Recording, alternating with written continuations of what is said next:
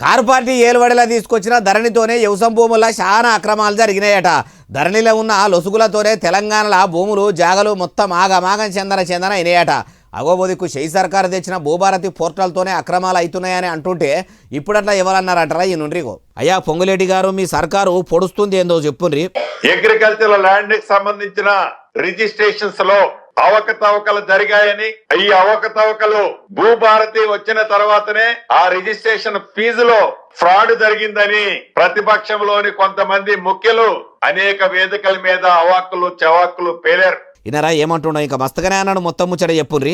ప్రతిపక్షంలో ఉండే శాసనసభ్యుడు అంటాడు 1000 కోట్లు ఫ్రాడ్ జరిగింది అంటాడు. ఇంకొక మాజీ మంత్రి అంటాడు 1000 కోట్లు కాదు 1500 కోట్లు ఫ్రాడ్ జరిగింది అంటాడు. ఇంకొక మాజీ మంత్రి భూములే భూభారత్లో మొత్తం కూడా గోల్మాల్ అయ్యాయని చెప్తాడు. అయ్యా మంత్రి గారు, ప్రతిపక్షం లీడర్లు అంటున్నది కూడా నివేదన. మరి భూభారతి పోర్టల్ వచ్చినాకనే కోట్ల రూపాయల స్కామ్ అయ్యిందా? ఆ ముచ్చట కూడా చెప్పుండ్రి.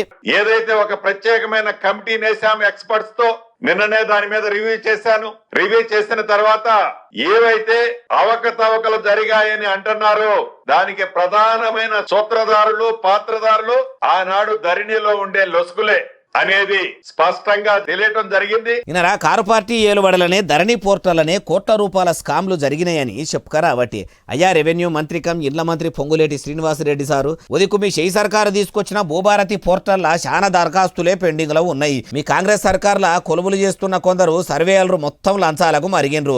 సాటుగా పైకం తీసుకునే పని పెట్టుకున్నారని అంటుర్రు. లంచం తీసుకుంటున్నప్పుడు అడ్డం పొడుగు నిలువు దొరకబట్టి వాళ్ళను ఏసీ బోర్లకు కూడా పట్టించిర్రు.